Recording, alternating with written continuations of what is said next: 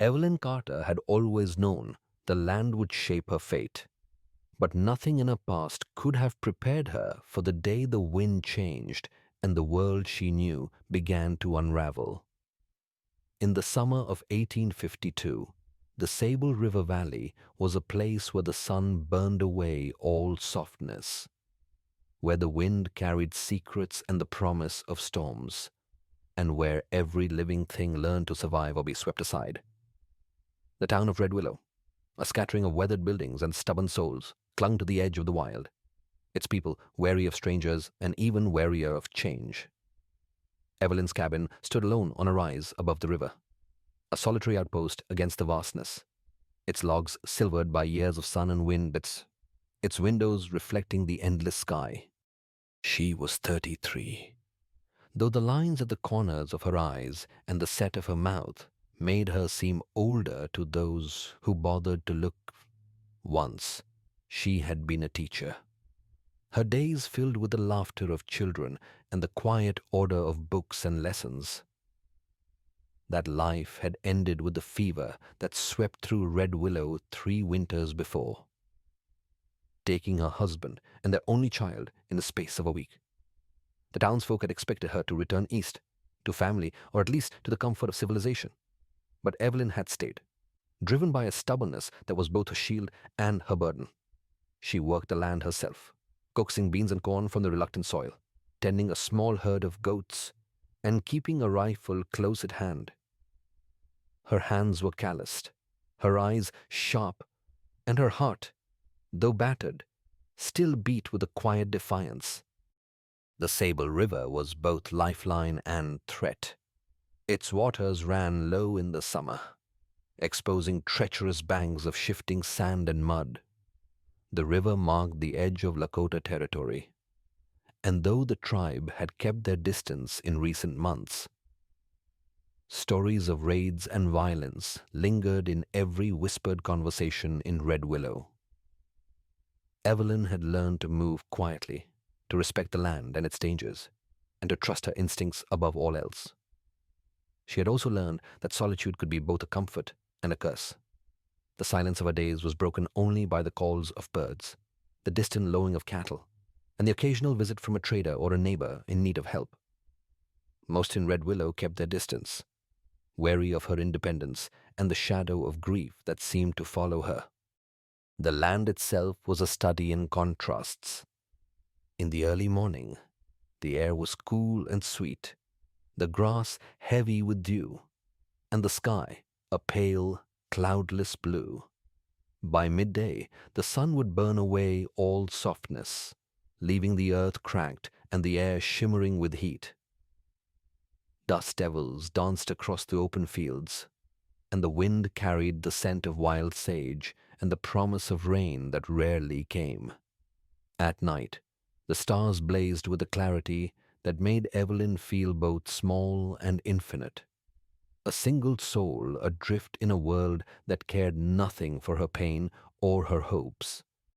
It was a land that demanded resilience, and few could claim to have given more than Evelyn Carter. She moved through her days with a kind of quiet determination, her routines a bulwark against the chaos that had once upended her life. She rose before dawn, moving through her chores with practiced efficiency, feeding the goats, gathering eggs, checking the traps she'd set along the edge of the woods. She kept her cabin neat, her tools sharp, and her mind busy with the endless tasks that survival required.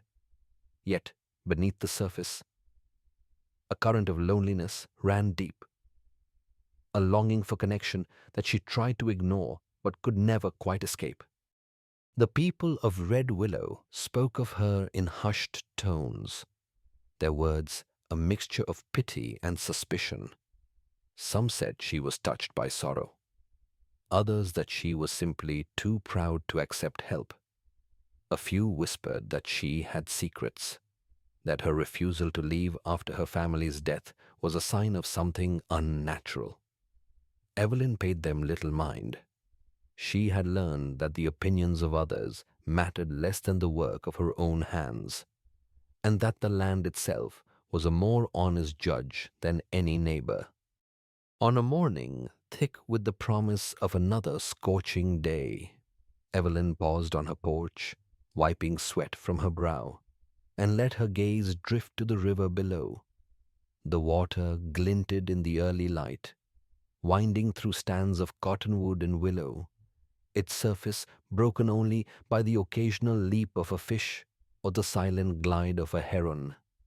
She watched the world wake around her, the slow unfolding of light and sound, and felt a familiar ache in her chest, a mixture of gratitude and grief, of hope and resignation.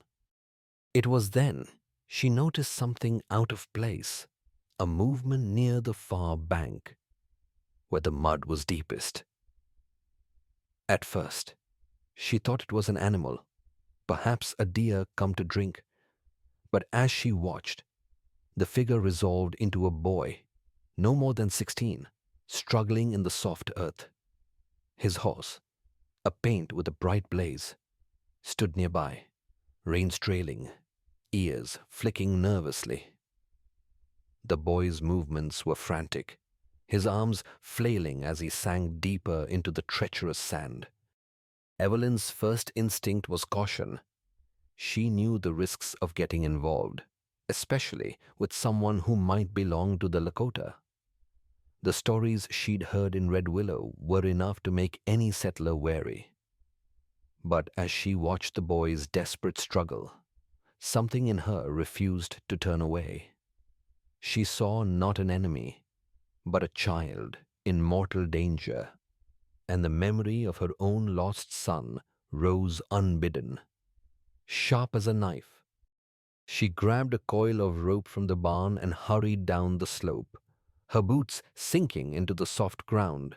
The sun was climbing now, burning away the last traces of morning cool. Evelyn moved quickly, her mind racing through the possibilities. She called out, her voice steady but urgent, and the boy's head snapped up, eyes wide with fear and hope. He wore the braids and beaded shirt of the Lakota, his face streaked with mud and sweat. "Don't fight it," she called, gesturing for him to spread his arms and lean back. "Try to float. I'm coming." She tied one end of the rope to a sturdy willow and tossed the other toward him. The boy caught it on the second try, his grip strong despite his exhaustion. Evelyn braced herself and pulled. Using her weight and the leverage of the tree, inch by inch, the boy worked himself free, following her shouted instructions, until at last he collapsed on the bank, gasping for breath. For a long moment, they simply stared at each other. The only sound, the rush of the river and the distant cry of a hawk. The boy's eyes were dark, intelligent, and filled with a gratitude that needed no words. He touched his chest, then pointed to her, a gesture of thanks that transcended language. From a pouch at his belt, he drew a small pendant, a piece of agate carved in the shape of an eagle, and pressed it into her hand. Evelyn accepted it, feeling the smooth stone warm against her skin. He spoke a name, Chaska, and she repeated it, her voice soft. "Evelyn."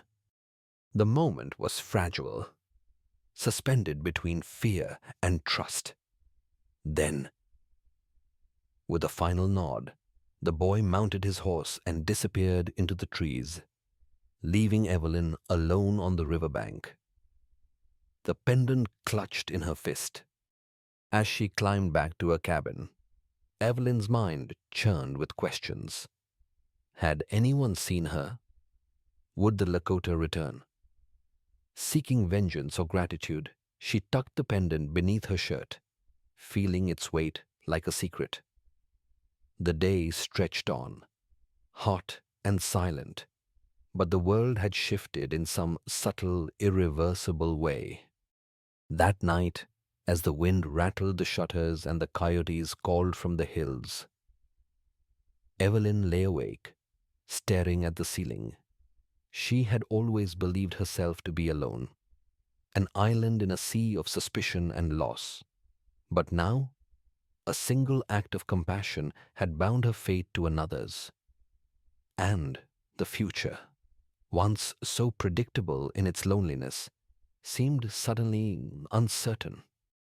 In the darkness, she pressed the agate eagle to her heart and wondered what storms might be gathering beyond the horizon. The days that followed were marked by a tension Evelyn could not name. She moved through her routines with the same quiet efficiency, but her thoughts were never far from the riverbank and the boy she had saved. She found herself glancing over her shoulder more often, listening for sounds that did not belong, the distant thunder of hooves, the crack of a branch, the low murmur of voices carried on the wind. The pendant hung heavy against her skin, a constant reminder of the moment when her world had shifted. The people of Red Willow noticed a change in her, though they could not have said what it was. She was quieter than usual, more withdrawn, her eyes shadowed by worry. A few neighbors stopped by with offers of help or news, but Evelyn kept her answers brief, unwilling to share the secret that now weighed on her heart. She wondered if the boy had told his family about her, if word would spread among the Lakota that a white woman had intervened. She wondered, too, what the townsfolk would say if they knew. The land itself seemed to hold its breath. The days grew hotter, the sky a hard, unyielding blue. The wind picked up, carrying dust and the scent of distant rain. But the storms never came. At night, Evelyn listened to the sounds of the prairie, the howl of a lone wolf, the rustle of grass, the distant call of an owl, and felt the weight of her solitude more keenly than ever. Yet beneath the fear and uncertainty, a sense of possibility began to take root. For the first time in years, Evelyn felt that her actions might matter, that she was not merely surviving, but shaping the world around her, however slightly. The memory of the boy's eyes, wide with gratitude and surprise, lingered in her mind. A spark of hope in the darkness. She began to notice small changes in herself. She moved with greater purpose, her steps more confident, her gaze more direct. She found herself humming as she worked, the old songs of her childhood rising unbidden to her lips. She tended her garden with renewed care, watching the beans climb their poles and the corn push up through the earth. She mended her fences, sharpened her tools, and cleaned her rifle, preparing for whatever might come. But the fear never left her entirely. Each time she ventured near the river, she scanned the far bank for signs of movement, half expecting to see a war party emerge from the trees. She kept the pendant hidden beneath her shirt, touching it for reassurance when the shadows grew long and the wind howled through the eaves. She told herself that she had done the right thing, that compassion was its own reward. But she could not shake the feeling that she had set something in motion that could not be undone. One evening, as the sun dipped below the horizon and the sky blazed with the colors of fire, Evelyn stood on her porch and watched the world grow still. The air was thick with the scent of sage and dust, the only sound, the distant murmur of the river. She closed her eyes and let the silence wash over her, feeling the weight of her choices settle on her shoulders. She did not know what the future would bring, but she knew she would face it as she always had alone, but unafraid, her heart open to whatever storms might come. And somewhere, beyond the hills and the river, A boy named Chaska carried the memory of a stranger's kindness, and the world, for a moment, was changed. The days after the rescue passed with a heaviness that Evelyn Carter could not shake. The agate eagle pendant, now hidden beneath her blouse, seemed to press against her skin with every movement, a silent reminder of the choice she had made and the secret she now carried. She moved through her chores with the same quiet efficiency as always, but her mind was never far from the river bank and the memory of the Lakota boy's desperate eyes. Each time she glanced toward the distant line of trees, she wondered if she would see him again, or if someone else, less grateful, might come instead. The air in Red Willow grew thick with rumor. Word traveled quickly in a place where news was as precious as water, and it did not take long for whispers to reach even the most isolated homesteads. Some said they had seen smoke rising from the hills or caught glimpses of painted riders moving silently through the tall grass. Others spoke of missing livestock, of tracks found near the river, of shadows that lingered too long at the edge of the fields. The stories grew with each telling, fed by old fears and the memory of violence that had never truly faded from the land. Evelyn kept to herself, avoiding the town whenever possible. When she did ride in for supplies, she felt the weight of curious eyes on her back, the subtle shift in conversation as she approached. She answered questions with polite brevity, her voice steady but her heart pounding. She wondered if anyone suspected her, if the kindness she had shown would be seen as betrayal by those who measured loyalty in blood and boundaries. At night, the unease grew sharper. The wind rattled the shutters, and every creak of the cabin seemed to carry her a warning. Evelyn found herself waking often, listening for sounds that did not belong, the distant thunder of hooves, the low murmur of voices in a language she did not understand. She kept her rifle close, though she was not sure which threat she feared more, the anger of her own people or the vengeance of the Lakota. In those restless hours, her mind drifted back to the life she had built on the edge of the Sable River. She remembered the first days of hope and hard work, the way the land had both challenged and comforted her. The memories of loss were always there, but now they mingled with something new, a sense of uncertainty and a quiet anticipation for what might come next. 3 days after the rescue, as the sun climbed high and the air shimmered with heat, Evelyn's world changed again. She was in the garden, pulling weeds from between the rows of beans, when she heard the distant sound of horses. At first, she thought it was a neighbor passing by, but the rhythm was wrong, too many hooves, too purposeful. She straightened, wiping her hands on her skirt, and scanned the horizon. A line of riders emerged from the trees, moving with a quiet confidence that sent a chill down her spine. There were at least a dozen of them, their horses painted with symbols she did not recognize, their faces set and unreadable. At their head rode a man whose presence commanded attention even at a distance. He was older, his hair streaked with gray, his bearing proud and unyielding. He wore a breastplate of bone and beads, and his eyes, dark and sharp, missed nothing. Evelyn's heart pounded as the riders approached, fanning out in a semicircle before her cabin. She stood her ground, forcing herself to appear calm, though her hands trembled at her sides. The leader dismounted, moving with the easy grace of someone accustomed to command. He spoke a few words in Lakota, and one of the younger men, Chaska, she realized with a jolt, stepped forward, his expression a mixture of pride and nervousness.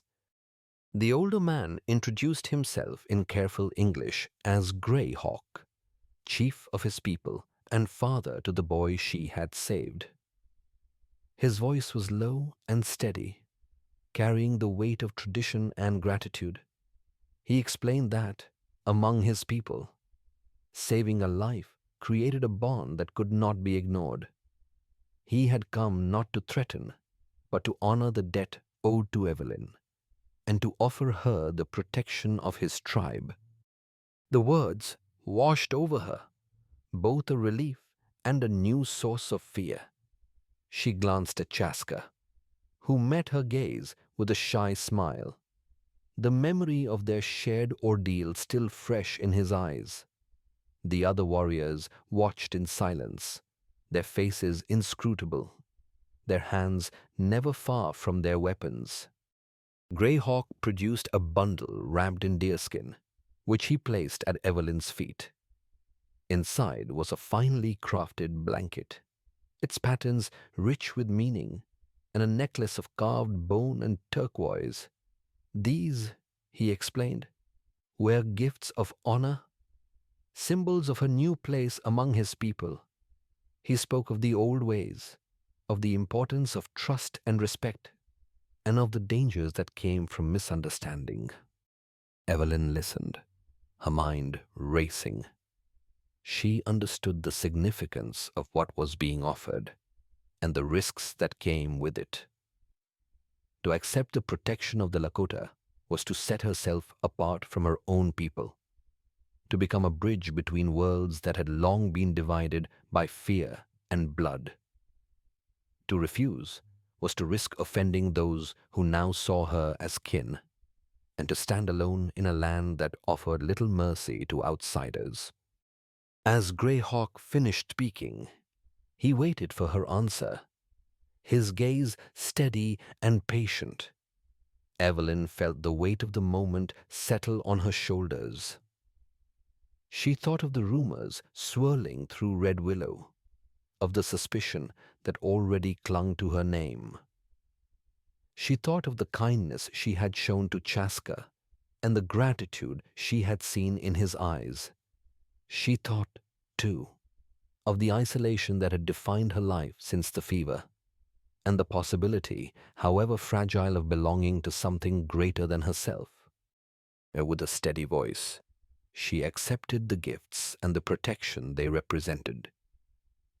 She thanked Greyhawk for his honor and promised to respect the trust he had placed in her. The chief nodded, his expression softening, and the tension among the warriors eased.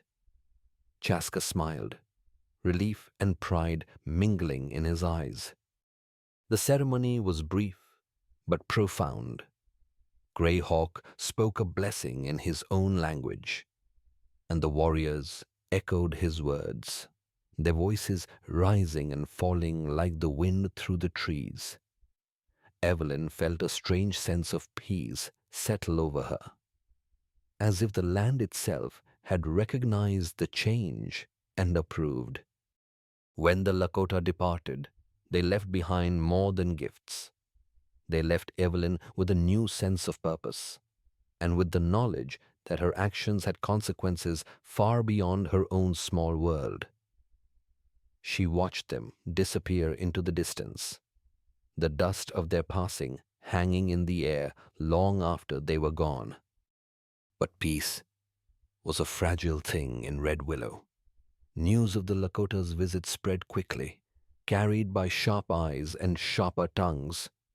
Some saw it as a sign of danger, a warning that the old hostilities were about to flare anew. Others whispered that Evelyn had betrayed her own kind, that her independence was a mask for something darker. The town's preacher spoke of loyalty and vigilance, his sermons laced with warnings about the dangers of fraternizing with the enemy. Evelyn felt the weight of their suspicion each time she rode into town. Conversation stopped when she entered the store, and old friends turned away rather than meet her gaze. She heard the whispers, "Traitor," "Fool," which though no one dared say them to her face. She bore it with the same quiet strength that had carried her through so much loss. But the isolation cut deeper than she cared to admit. Yet even as the town turned its back, Evelyn found herself drawn more deeply into the world of the Lakota. Chaska visited her often, sometimes alone, sometimes with others from his tribe. He brought news of his people, stories of the land, and small gifts: a feather, a pouch of wild berries, a carved figurine. They spoke in a mixture of English and Lakota, teaching each other words and meanings, building a fragile bridge of understanding. Through these visits, Evelyn learned more about the Lakota than she ever had from the fearful stories of her neighbors. She saw their pride, their humor, their fierce loyalty to family and tradition. She saw, too, the wounds left by years of conflict, the scars that ran deeper than any physical injury. She began to understand that the lines drawn between us and them were not as clear as she had once believed. One evening, as the sun set in a blaze of orange and gold, Chaska sat with Evelyn on her porch, his eyes fixed on the distant hills. He spoke of his father's hopes for peace, of the dangers that still lurked in the shadows, and of the possibility that Evelyn might help bring the two worlds closer together. He asked if she would be willing to act as a messenger, a voice for understanding in a place where suspicion ran deep. Evelyn hesitated, the weight of the request settling over her like a shroud. She knew the risks, knew that to stand between two worlds was to risk being crushed by both. But she also knew that she could not turn away, not after what she had seen and done. With a quiet resolve, she agreed, her voice steady even as her heart raced. That night, as she lay in bed, Evelyn felt a strange mixture of fear and hope. She knew that the path ahead would not be easy, that the choices she had made would set her apart from both her own people and the Lakota. But for the first time in years, she felt that she belonged to something larger than herself, a fragile hope, perhaps, but one worth holding on to. In the days that followed, Evelyn moved through her life with a new sense of purpose. She tended her garden, cared for her animals, and kept her cabin in order. But her thoughts were never far from the delicate balance she now helped to maintain.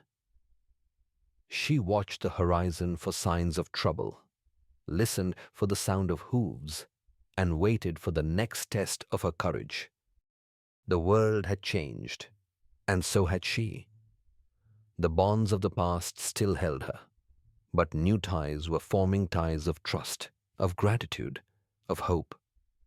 And as the wind swept across the Sable River Valley, Evelyn Carter stood at the center of it all, a bridge between worlds, her fate no longer her own, but woven into the fabric of a land that demanded both strength and compassion. The weeks that followed brought a restless heat to the Sable River Valley, the kind that pressed down on the land and made tempers short. Evelyn Carter felt the weight of it in her bones as she moved through her days, caught between two worlds that seemed to grow further apart with every sunrise. She had begun to learn the ways of the Lakota, guided by Chaska's patient explanations and the quiet acceptance of his family. The language came slowly, its rhythms and sounds foreign to her tongue, but she listened carefully, repeating words and phrases until they felt almost natural. She learned to recognize the meaning behind gestures, the importance of silence, the stories woven into every bead and feather. At the same time, Evelyn tried to maintain her fragile ties to Red Willow. She continued to visit the town for supplies, though each trip left her feeling more like a stranger. The townsfolk watched her with wary eyes, their conversations falling silent as she passed. Some offered curt nods or forced smiles, but most kept their distance, unwilling to risk the suspicion that now clung to her name. It was during these uneasy days that the first signs of trouble began to surface. Evelyn noticed that she was being watched at first, just a sense of eyes on her back as she worked in her garden or rode along the dusty road to town. Then, more overtly, she saw young men lingering near her property, their horses restless, their faces set in hard lines. She recognized Luke Harper among them, the eldest son of the region's wealthiest rancher, a man who had grown up with a sense of entitlement and a need to prove himself. Luke had always been proud, quick to anger, and fiercely protective of his family's land. Now, with rumors swirling about Evelyn's connection to the Lakota, he seemed determined to make her the focus of his suspicions. He and his friends began to follow her, sometimes riding past her cabin at dusk, sometimes appearing in town just as she arrived. Their presence was a warning, a reminder that she was no longer welcome among her own people. Evelyn tried to ignore them, focusing instead on her work and her growing friendship with Chaska. The young Lakota visited often, bringing news from his village and small gifts, a woven bracelet, a pouch of dried berries, a story told in halting English.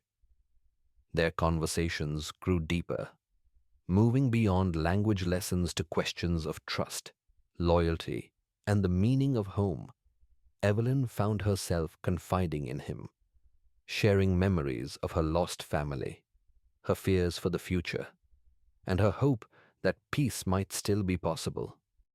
Chaska, in turn, spoke of the tensions within his own people. Not all Lakota welcomed the idea of friendship with the settlers. Some, scarred by years of broken promises and violence, saw Evelyn's presence as a threat, a sign that their traditions were being eroded. A few young warriors, restless and angry, spoke openly of revenge for old wrongs. Chaska worried that a single spark could ignite a fire that would consume them all. The tension in the valley reached a breaking point one dry, windless afternoon. Evelyn was in Red Willow, trading eggs and cheese for flour and coffee, when the alarm was raised. Smoke billowed from the far end of the town, black and thick, carried on the wind. Shouts echoed through the streets as men and women ran toward the flames, buckets in hand, faces drawn with fear. Without thinking, Evelyn joined the rush, her heart pounding as she followed the crowd. The fire had started in the livery stable, but the dry wood and close-packed buildings meant it spread quickly. Leaping from roof to roof, horses screamed in their stalls, and the air was thick with heat and panic. Evelyn grabbed a bucket and joined the line, passing water from the well to the burning buildings, her arms aching, her lungs raw from smoke. In the chaos, she caught sight of Chaska, his face streaked with soot, moving through the crowd with a calm determination. He worked alongside the townsfolk, freeing trapped animals, guiding children to safety, his presence unnoticed by most in the confusion. Together, they helped pull a young girl from a collapsing porch, her dress smoldering, her eyes wide with terror. For a moment, there was no division between them, only the shared urgency of survival. But as the fire was finally brought under control, and the townspeople gathered to count the cost. Someone recognized Chaska. A shout went up, angry and afraid, and suddenly all eyes were on Evelyn and her companion. The mood shifted in an instant, suspicion and fear rising like a second wave. Luke Harper pushed through the crowd, his face flushed with anger, and demanded to know what a Lakota was doing in their town and why Evelyn had brought him there. Evelyn tried to explain, her voice steady but desperate, but the words fell on deaf ears. The townsfolk, exhausted and frightened, were in no mood for reason. Accusations flew spy, traitor, and before she could react, strong hands seized her arms. Chaska was forced to his knees, his hands bound behind his back, his eyes searching Evelyn's for reassurance. The sheriff, a tired man caught between duty and fear, hesitated only a moment before ordering Evelyn and Chaska to be taken to the jail. The crowd jeered as they were led away, their anger fueled by loss and uncertainty. Evelyn felt the sting of betrayal, the pain of being cast out by those she had once called neighbors. She wondered if she would ever be able to return, or if the bridge she had tried to build had been burned beyond repair. In the darkness of the cell, Evelyn and Chaska spoke in whispers, their words a lifeline against the fear that pressed in from all sides. She apologized for bringing him into danger, but Chaska shook his head, insisting that he had chosen to help. That friendship meant standing together in times of trouble. They spoke of hope, of the possibility that their actions might still make a difference. Even as the world seemed to close in around them. Outside, the news of their arrest spread quickly.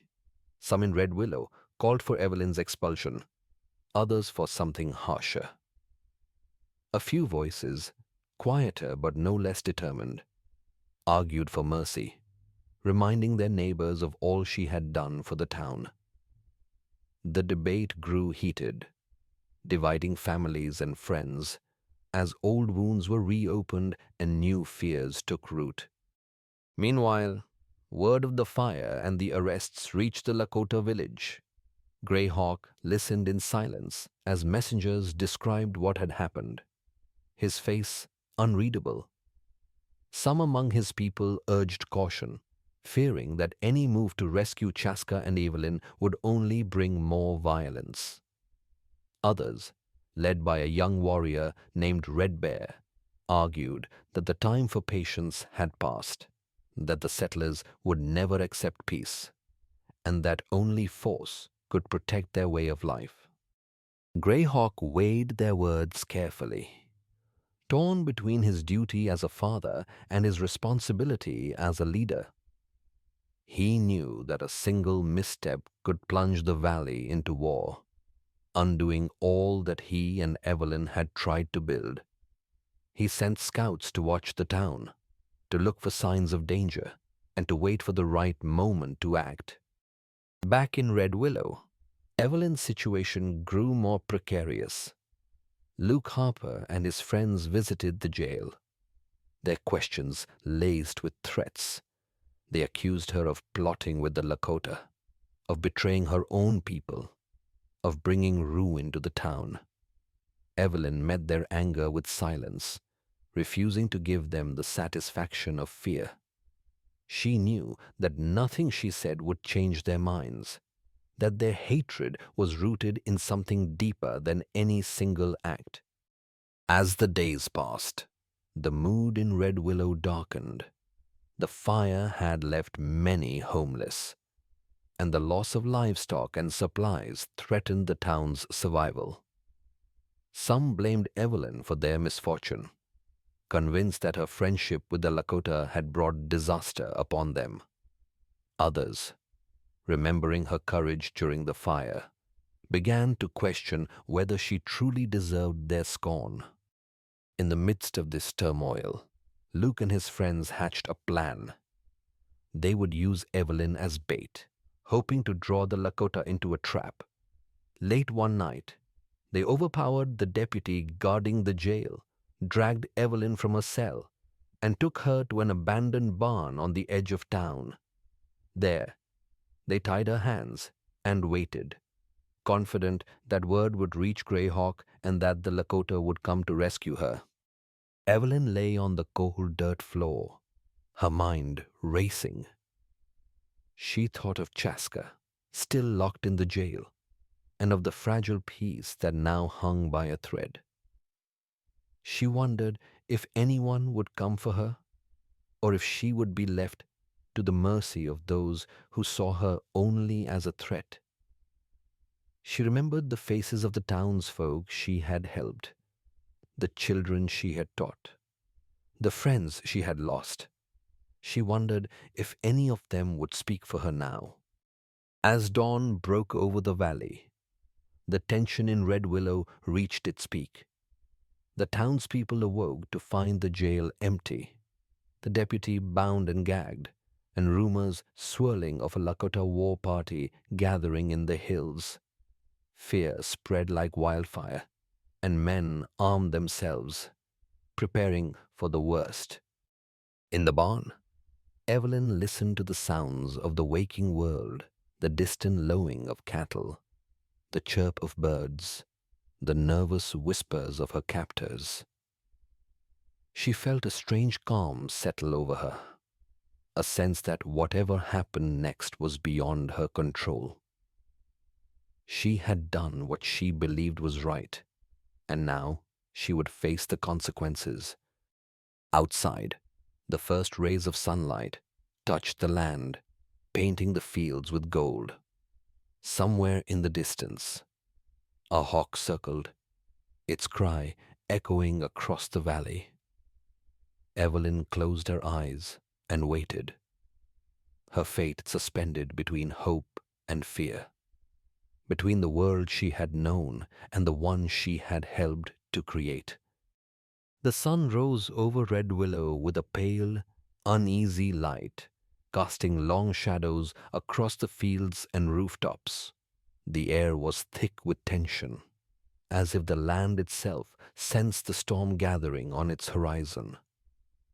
In the barn on the edge of town, Evelyn Carter sat with her back against a rough wooden post, her wrists raw from the ropes that bound them.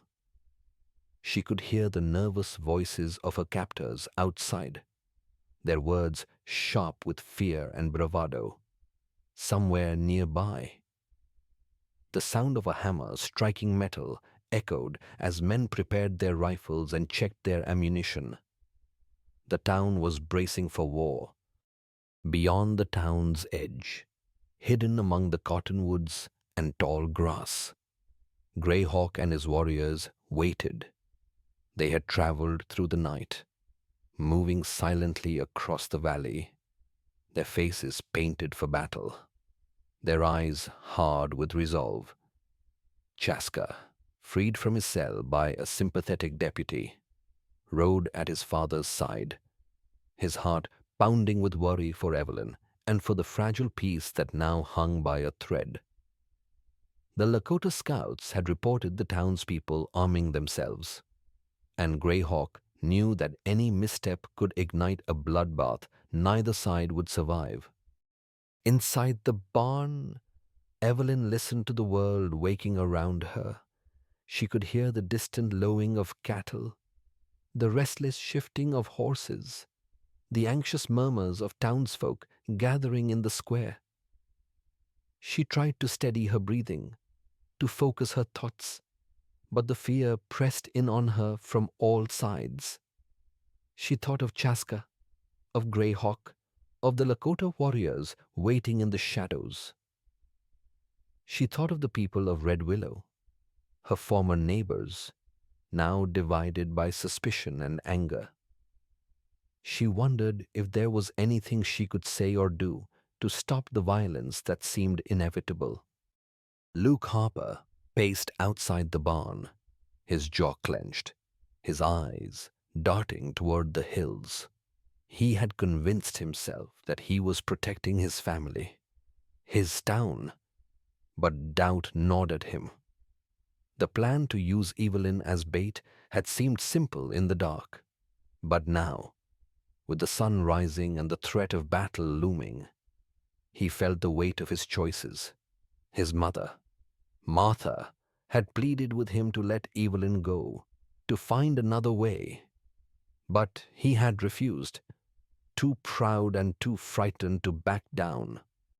As the morning wore on, the tension in Red Willow grew unbearable.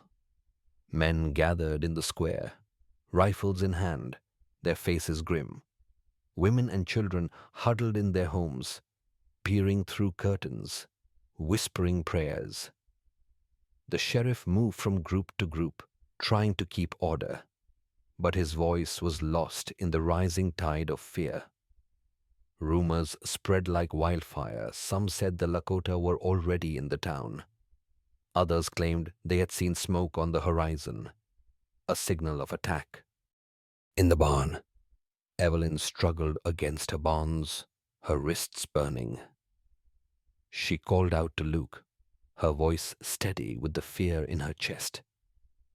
She begged him to see reason, to remember the years they had lived as neighbors, the times she had helped his family, the children she had taught. She pleaded with him to let her go, to avoid bloodshed. But her words fell on deaf ears. Luke's face was set, his eyes cold. He told her it was too late for talk, that the Lakota would come, and when they did, the town would be ready.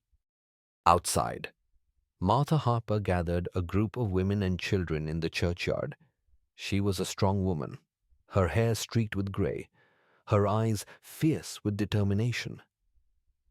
She had watched her son grow hard and angry, watched her town turn against itself, and she could bear it no longer. She called out to the other women, urging them to stand with her, to demand an end to the violence. Slowly, hesitantly, they joined her wives, mothers, daughters, their faces pale but resolute. As the sun climbed higher, a single rider appeared on the road leading into town. It was Chaska, his hands raised in a gesture of peace, a white cloth tied to his saddle. Behind him, Greyhawk and his warriors emerged from the trees, their weapons lowered, their faces solemn. The townspeople tensed, rifles raised, but the Lakota did not advance. Instead, Greyhawk dismounted and walked forward, his gaze steady, his voice calm as he called for parley. The sheriff, flanked by Luke and a handful of armed men, met Greyhawk in the center of the square. The two leaders faced each other, the weight of their people's hopes and fears pressing down on them. Greyhawk spoke first, his words measured and clear. He demanded the release of Evelyn and an end to the hostilities. He reminded the townsfolk of the peace they had once shared, of the land that belonged to all who lived upon it. He warned that violence would bring only more suffering for both sides. Luke interrupted, his voice harsh, accusing Greyhawk of plotting against the town, of using Evelyn as a spy. The crowd murmured, some nodding in agreement, others shifting uneasily. Martha Harper stepped forward, her voice ringing out across the square. She spoke of Evelyn's courage, of her kindness, of the debt the town owed her. She demanded that her son release Evelyn, that the men put down their guns, that the town remember its humanity. For a moment, the square was silent. The tension stretched to the breaking point. Then, from the edge of town, came the sound of gunfire, sharp, chaotic, not the disciplined volley of soldiers, but the wild shots of men in panic. A group of outlaws, drawn by the promise of chaos and easy plunder, had ridden in from the hills, their faces masked, their guns blazing. They swept through the outskirts, firing into the air, shouting threats, setting fire to barns and corrals. In an instant, the fragile standoff shattered, the townsfolk scattered, some running for cover, others firing wildly at the attackers. The Lakota warriors, seeing the true enemy, moved to defend the town, their arrows flying with deadly precision. Greyhawk and the sheriff fought side by side, their differences forgotten in the face of a common threat. Martha and the other women herded the children into the church, barricading the doors, praying for deliverance. Evelyn, still bound in the barn, heard the chaos erupt outside. She struggled desperately against her ropes, her heart pounding. Suddenly, the door burst open and Chaska appeared, his face streaked with sweat and soot. He cut her free, pulling her to her feet, and together they ran toward the square, dodging bullets and flames. The battle raged through the streets of Red Willow, the air thick with smoke and fear. Townsfolk and Lakota fought side by side, their old enmities forgotten in the struggle for survival. Evelyn found herself beside Martha, helping to carry wounded children to safety, her hands steady even as her mind reeled. She saw Luke, his face pale with shock, firing at the outlaws. His anger now turned against a new enemy. Slowly, painfully, the tide began to turn. The outlaws, unprepared for such fierce resistance, began to fall back. Greyhawk rallied his warriors. The sheriff called the townsfolk to stand together, and the defenders pushed the attackers out of the town. The last of the outlaws fled into the hills, leaving behind a trail of smoke and blood. When the gunfire finally faded, Red Willow was a changed place. The streets were littered with spent cartridges and broken glass, the air heavy with the smell of gunpowder and burning wood. But the people who emerged from their hiding places were different, too. They had fought together, bled together, and in that crucible of fear and violence, something new had been forged. Evelyn stood in the square, her hands still shaking. As Greyhawk approached, he looked at her with a mixture of relief and respect, his eyes softening as he nodded.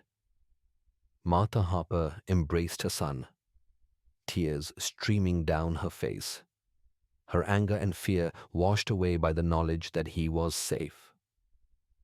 The townsfolk gathered around, their faces marked by exhaustion and grief, but also by a dawning sense of hope. In the aftermath, there were wounds to tend, dead to bury, and homes to rebuild. But as the sun set over the battered town, a quiet understanding settled over Red Willow. The Lakota and the settlers had stood together against a common enemy, and in doing so, had discovered the possibility of trust. The old divisions had not vanished, but they no longer seemed insurmountable. Evelyn looked around at the faces of those she had once feared, and those who had once feared her. She saw in them the same exhaustion, the same relief, the same fragile hope. She knew that the road ahead would not be easy, that there would be more trials, more losses, more hard choices. But for the first time, she believed that peace was possible, not just a dream, but a future worth fighting for. As darkness fell and the first stars appeared in the sky, Evelyn Carter stood at the heart of Red Willow, her fate bound to the land and its people, her courage and compassion a bridge between worlds that had nearly destroyed each other. And in that moment, surrounded by the survivors of a day that could have ended in ruin. She felt the first stirrings of something she had not known in years' hope. The days after the battle dawned with a hush that felt almost sacred, as if the land itself was holding its breath. The smoke that had hung over Red Willow slowly drifted away, revealing a town forever changed by fire and fear, but also by the courage that had flickered in the darkest hours. The scars of violence were everywhere: burned timbers, shattered windows, the blackened earth where barns and fences had stood. Yet, in the midst of ruin, something new was taking root. Evelyn Carter moved through the aftermath with a quiet purpose. She helped tend the wounded, her hands steady as she cleaned burns and bound broken limbs. She worked alongside Martha Harper and the Lakota women, sharing what little medicine and food they had, learning new remedies from each other, and finding solace in the simple act of caring for those who had survived. The dead were buried on a rise above the river, settlers and Lakota side by side, their graves marked with stones and wildflowers. The ceremonies were simple, but the grief was deep. For the first time, the people of Red Willow and the Lakota mourned together, their sorrow a bridge that spanned the years of suspicion and pain. As the days passed, the work of rebuilding began. Men and women from both communities cleared debris, raised new walls, and shared tools and labor. Children, freed from fear, ran through the fields together, their laughter a balm to wounded hearts. Evelyn watched them and felt a stirring of hope she had not known in years. She saw Chaska teaching settler children how to weave grass into baskets, while a Lakota girl learned to read her first English words from a battered primer. The boundaries that had once seemed so rigid were beginning to blur. Evelyn became the natural bridge between the two worlds. She organized gatherings beneath the cottonwoods by the river, where people shared food, stories, and songs. She encouraged the children to teach each other their languages, turning lessons into games, and watched with quiet pride as friendships blossomed. She invited Greyhawk and Martha Harper to speak together about the land, about water rights and grazing, about the need to protect what they all depended on. The meetings were sometimes tense, but Evelyn's calm presence and gentle insistence on fairness helped guide the conversations toward understanding. Luke Harper was slower to change. In the days after the attack, he kept to himself, haunted by the memory of his own anger and the violence it had nearly unleashed. It was Martha who finally brought him to one of the gatherings, her hand firm on his shoulder. Luke stood at the edge of the circle, listening as Greyhawk spoke of forgiveness and the courage it took to admit one's mistakes. Afterward, Luke approached Evelyn, his voice low and uncertain. He apologized for his actions, for the pain he had caused, and for the fear that had blinded him. Evelyn forgave him, not with grand words, but with a simple nod and a hand on his arm. In that moment, something shifted between them. A weight lifted, a new respect born from shared suffering.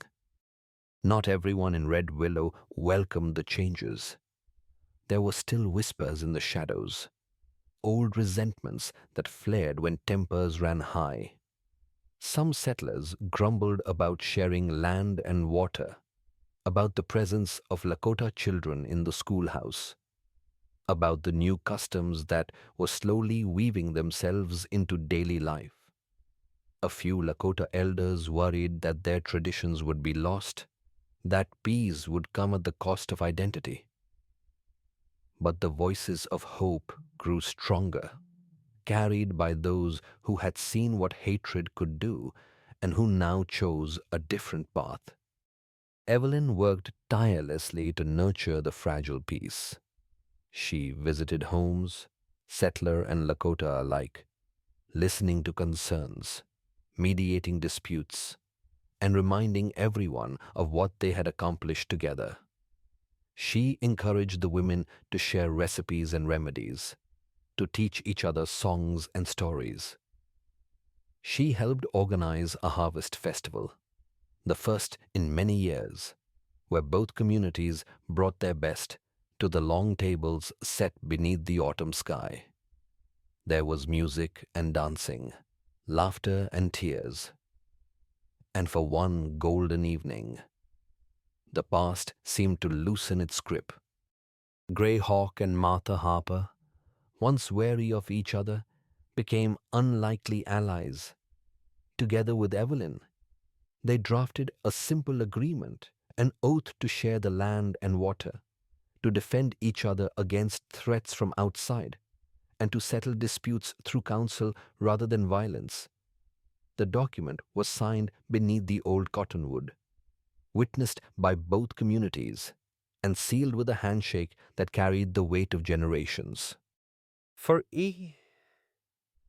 Evelyn, these days were a revelation. She no longer felt like an outsider, no longer haunted by the sense that she did not belong. She found joy in small things, a child's laughter, the warmth of a shared meal, the quiet gratitude in a neighbor's eyes. She felt the ache of old wounds begin to heal, replaced by a sense of purpose that filled her days with meaning. She knew there would be setbacks. That peace was a garden that needed constant tending. But she was no longer afraid. One afternoon, as the leaves turned gold and the air grew crisp, a rider arrived from a neighboring town. He brought a letter addressed to Evelyn, written in a careful hand. The message was simple, but urgent trouble had broken out between settlers and another tribe, and the people there had heard of what had happened in Red Willow. They asked if Evelyn would come, to help mediate, to share what she had learned about building trust where none had existed before. Evelyn read the letter beneath the cottonwoods, her heart full of both pride and apprehension. She looked round at the faces of those who had become her family. Chaska, Greyhawk, Martha, Luke, and so many others. She saw in them the strength and hope that had carried them through fire and fear. And she knew that the work was not finished. There would always be new wounds to heal, new bridges to build, new seeds of peace to plant. That evening, as the sun set over the valley, Evelyn stood at the edge of the river, the agate eagle pendant warm against her skin. She listened to the laughter of children, the murmur of voices in two languages, the music of a world remade by courage and compassion. She felt the land beneath her feet, scarred but healing.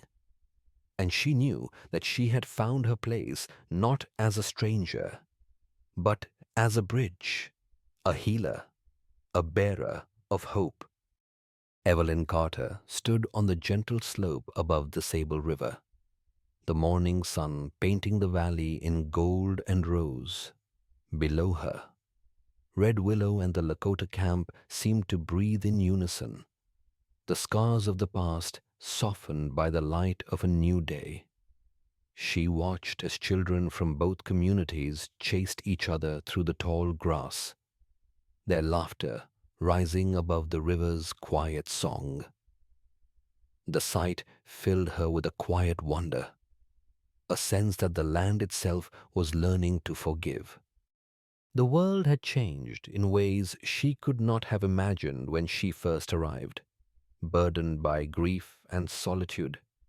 Now, the boundaries that once divided the valley had faded, replaced by the easy camaraderie of shared work and shared dreams. Evelyn saw Chaska among the children, taller now, his movements confident, his voice carrying the authority of someone who had found his place.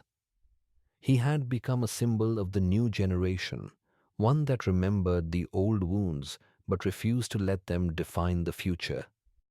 A letter had arrived the week before, inviting Evelyn to travel east and help mediate another conflict.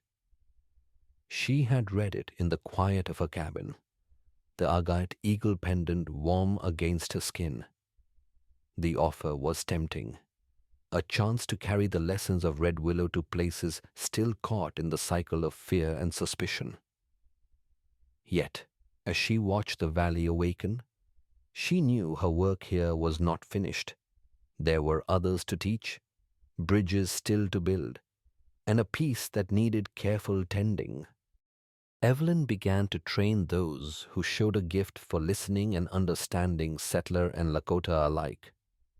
She shared what she had learned about patience, about the courage it took to reach across a divide, about the humility required to admit mistakes and begin again.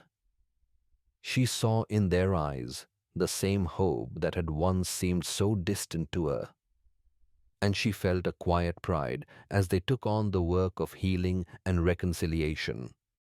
The first joint festival between the two communities was held as summer ripened into fall. Under the wide sky, tables were set with food from both traditions, and music drifted across the fields. Chaska, now a young leader, stood beside Evelyn to welcome everyone, his words weaving together the languages and stories of both peoples. Greyhawk and Martha Harper, once wary strangers, now moved easily among the guests, their friendship forged in hardship and sustained by shared purpose. Together, they cared for the children who had lost parents in the violence, offering them a home that belonged to both worlds. As the sun dipped low, Evelyn wandered to the edge of the gathering, her heart full. She watched the faces illuminated by lantern light, faces marked by loss, but also by resilience and hope.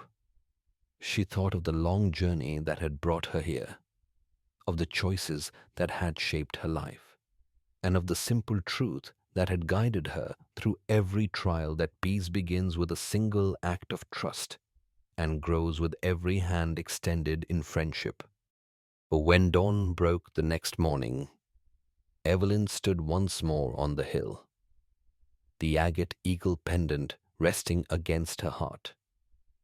The valley below shimmered with promise, the river winding through fields where children played and neighbors worked side by side. She smiled, knowing that the work of peace would never truly end, but that it would endure as long as there were those willing to believe in it. In that moment, as the first light touched the land, Evelyn Carter felt the warmth of belonging, a sense that she was no longer a stranger, but a part of the story of the Sable. The valley, once divided by fear, now echoed with laughter and hope, and the promise of a new beginning shone as bright as the morning sun.